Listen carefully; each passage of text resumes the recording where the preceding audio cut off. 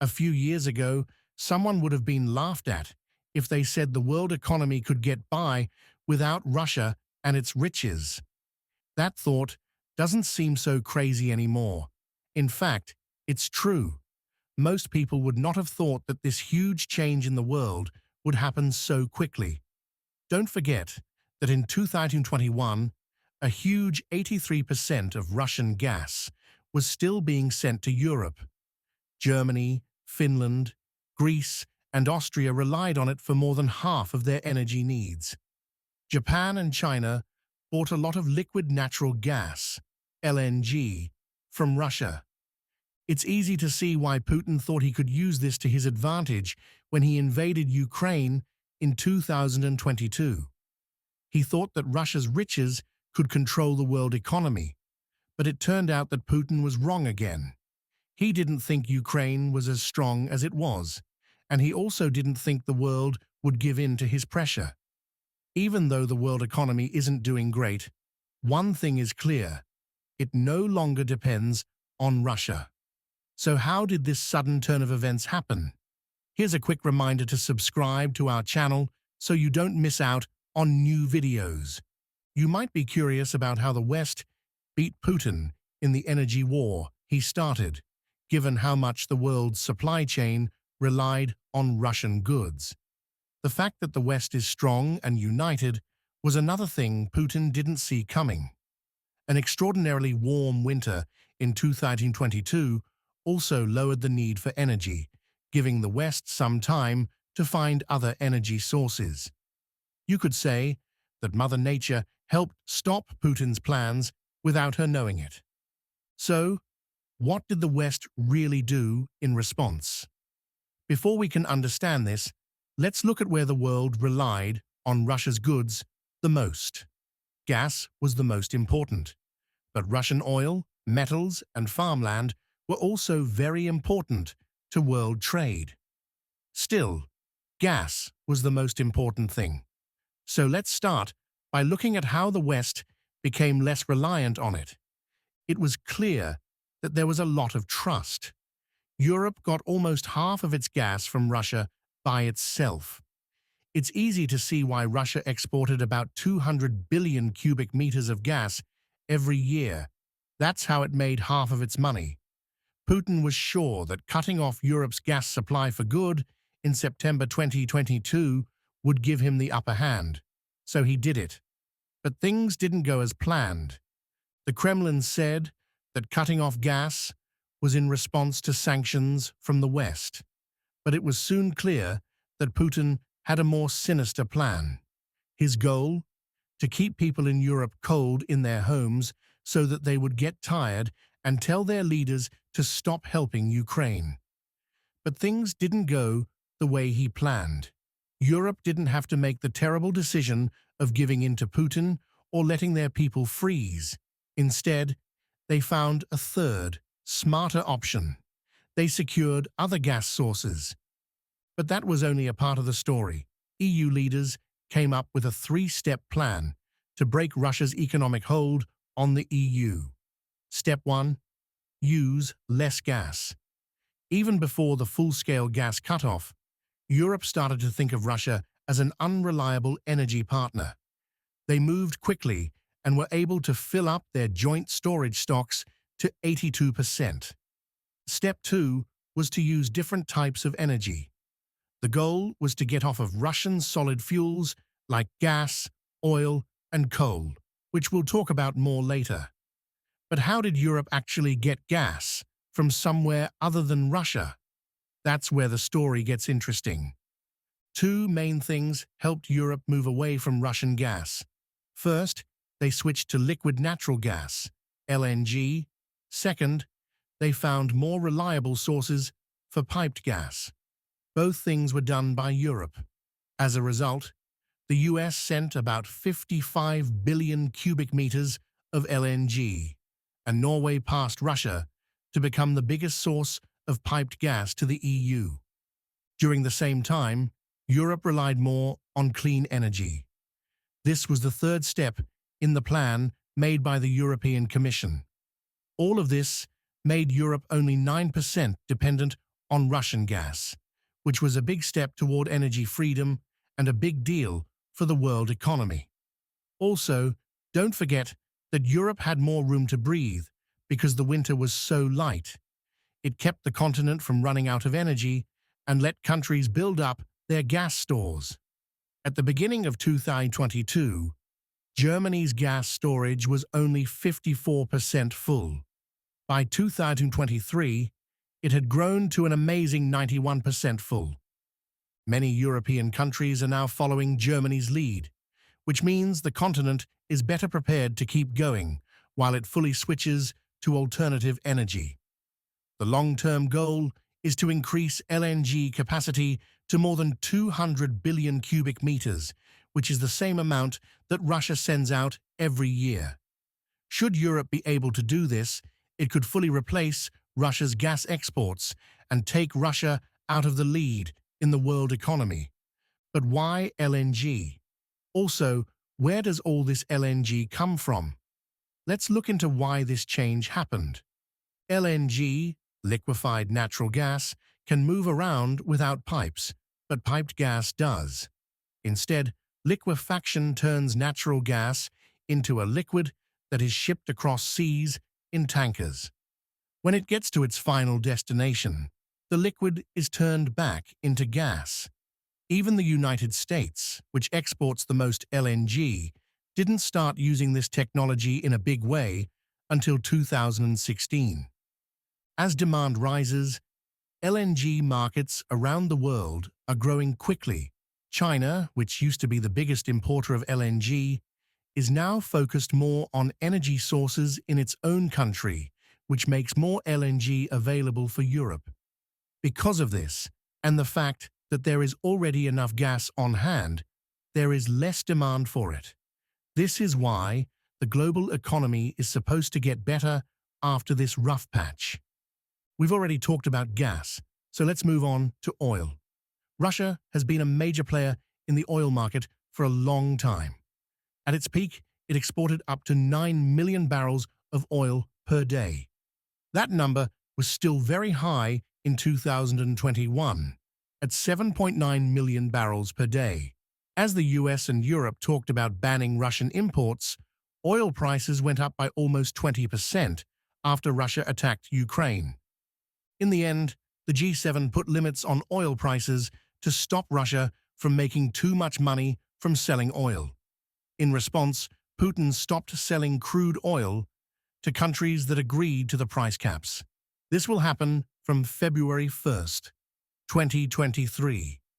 As Putin had hoped, this move would have caused oil prices to rise sharply once more. Prices went down, though, instead of going up. One thing became very clear after this shocking outcome. The world no longer needs Russian oil. How did this happen, though? The story with oil is the same as the story with gas. New oil sources kept coming on the scene, quickly replacing any lost Russian oil with little trouble. Some countries, like the US, Canada, Brazil, and Venezuela, stepped up their oil production in the second half of 2022 and reached 4 million barrels per day. Even better, the price of oil dropped to levels lower than they were before the war. This meant that Putin's plan to change prices didn't work very well. Putin seems to have gotten the message. Russia's Deputy Prime Minister, Alexander Novak, said in December 2022 that the country was ready to cut its daily oil production by 700,000 barrels. But things aren't always easy. Arabia, which makes the most oil in the world and is meant to be an ally of the United States, seems to be working with Russia to drive up the price of oil. They cut back on oil production through OPEC+, the Organization of Petroleum Exporting Countries Plus, which caused a short-term shortage around the world. This plan didn't last long, though.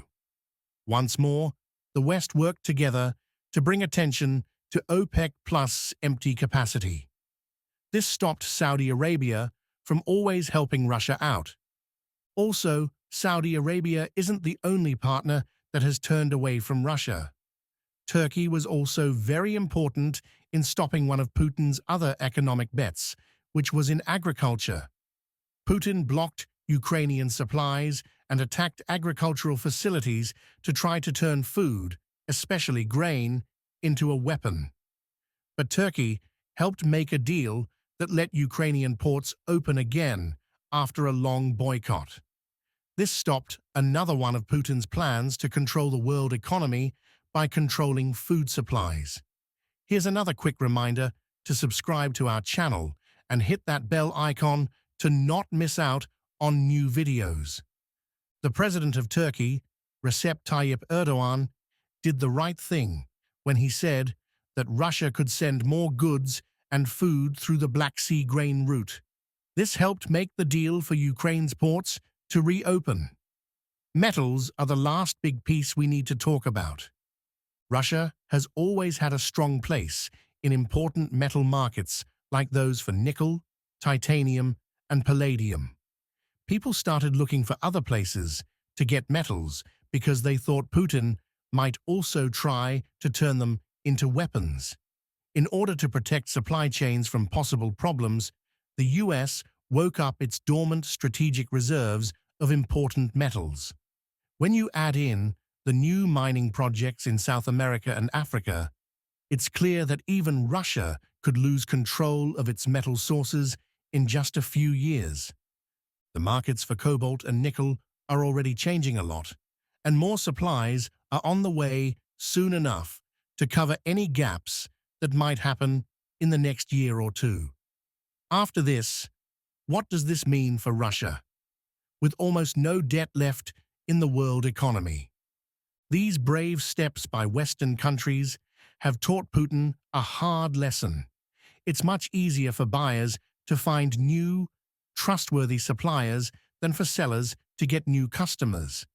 Russia might be able to find new buyers for its gas, but because demand has gone down and the market has changed, these buyers won't be able to make as much money as European countries used to. Russia will lose a lot of money because of this. In the oil business too, the same thing is happening. Russia has a lot of buyers in the East, mostly China and India, but its oil is now only worth half of what it was worth on the world market. Why? These countries have used the G7 oil price caps, even though they aren't officially part of them. India, for example, is buying more than 30 times as much Russian oil as they did the year before, but they're getting it at prices of up to 50%.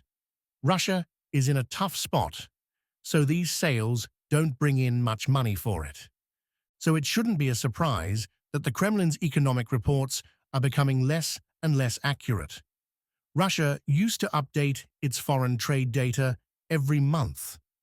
This included important numbers like oil and gas production, export amounts, capital flows, financial reports from big companies, and numbers for foreign direct investment. Now these reports are either missing parts or are not available at all, and any bad metrics have been conveniently left out. A lot of government bodies are following this trend. For example, Russia's Federal Agency for Air Transport stopped putting out numbers on how many people use airports. These desperate steps point to one conclusion. The international sanctions and group activities are having an effect, and Russia's economy is quickly failing apart. So, does Russia no longer have any economic power? If you ask Putin, he will say it's not true. He keeps pushing the same old story, trying to show that he is strong and resilient, because he is not one to give up. But let's give his claims a chance for now. We should look at Putin's main points of view to see if they are true or if they are just desperate claims from a leader who has no other choice. The pivot to the east comes first. Putin often says that Russia would do better if it stopped sending gas to Western countries and started sending it to Asia.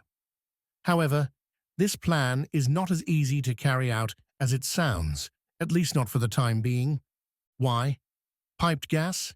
which makes up more than 90% of Russia's gas capacity, brings in most of the money for the country. Liquefied natural gas, LNG, doesn't play much of a part. Also, piped gas needs pipes, as the word suggests. Russia has a good network of pipelines, but most of them go to Europe. Many of these pipelines go through Ukraine. It's clear that this goes against the idea of shifting focus to Asia. Even worse, the pipelines that bring gas from eastern Siberia to Asia can't be linked to the pipelines that bring gas to Europe. In order for Russia to make this change, it would have to build brand new pipes that go east. This is a big deal. Building new pipelines takes a long time and is hard to do. It also needs a lot of money and time, which Russia doesn't have a lot of because it's still dealing with the effects of the war on its economy. Russia has started working on some of these pipeline projects, but it will be years before they're finished, if they ever get there. Another big risk is that Russia's economy will fall apart before these pipes even start working. Let's play the devil's advocate role for a moment and say Russia does build this pipeline system that goes east. It's not likely that Russia will ever be able to send as much gas to Europe as it did before the war, even if it does build an eastward pipeline system. Russia used to send about 170 billion cubic meters of natural gas to Europe every year. These days, it only sends about 16.5 billion cubic meters to China, which is its biggest friend in Asia. Because of this huge difference, any pipeline projects that try to connect Russia to Asia look like a huge waste of time and money.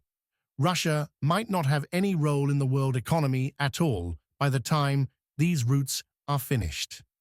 Still, Putin keeps saying that Asia is a great place to sell energy. Russia does sell more oil to Asian countries, but it costs a lot. In the past, Russian oil was sold at high prices, and discounts rarely went over $5 per barrel.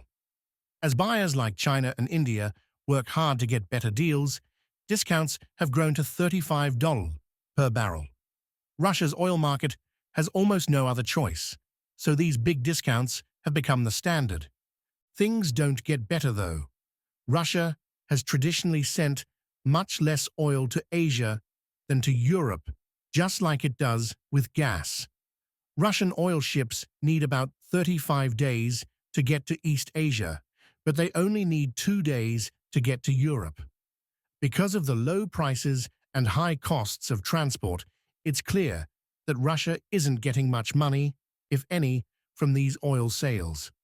That doesn't even take into account how expensive it is to make oil, which depends a lot on technology from the West. This is a bad situation for Russia in every way, and a big win for countries that want to lower Russia's power on the world stage. It's not a surprise that Putin doesn't see these problems. Instead, he talks about how safe Russia's finances are and how they have hundreds of billions of dollars saved for emergencies. The message is clear. The Kremlin has enough money to keep doing things that make things less stable, even if they don't sell oil and gas. But is this really true? There is some truth to these claims, but Putin has changed them to fit his story. Russia does have a lot of rainy day funds, but they aren't a magic bullet. One reason is that Russia's foreign exchange reserves are frozen, worth about $300 billion because of bans from countries like the US and Japan. These funds can't be reached, and there have even been talks about using them to help Ukraine rebuild. On the other hand, Russia is quickly running out of its other reserves, losing tens of billions of dollars since the war with Ukraine started. Russia's huge budget deficit in 2022 is another sign that it is having money problems. Anton Siluanov, the Russian finance minister, said that the debt could be paid for with up to a third of the National Wealth Fund, which was a sovereign wealth fund worth about $150 billion at the time. Even so, Putin says that Russia has a budget surplus because of some big changes in the country's finances and high oil prices. The so-called dramatic projects in question involve taking away a lot of property, which would turn Russia into a kleptocracy. These moves may help the economy in the short term, but they are setting the stage for long-term disaster. This is bad for Russia's current financial security, as well as its chances of getting back to the top of the world economy in the future. So, what about the budget surplus? It's just another Kremlin lie. Any fair financial expert can see that Putin's wasteful spending can't go on forever and will cause big money problems if they haven't already. The Russian economy is being hurt by this mess in almost every way. The hardest hit are industries that depend on foreign supply chains. In some cases, inflation rates can reach 60%. Manufacturers are having a hard time because they can't get enough of certain things, so they have to make do with what they can find in Russia. There are even rumors that some of the Russian military equipment found in Ukraine is put together with parts taken from freezers, dishwashers, and other home appliances. Aircraft makers are in the same situation because they use parts from old planes, even though it could be dangerous. That's why the number of plane crashes in Russia rose by 320% in 2023. Even though the Kremlin says the economy is healthy, domestic spending isn't doing any better. In fact, year-over-year drops in consumer spending and store sales have been 20%. Putin can make up almost any story.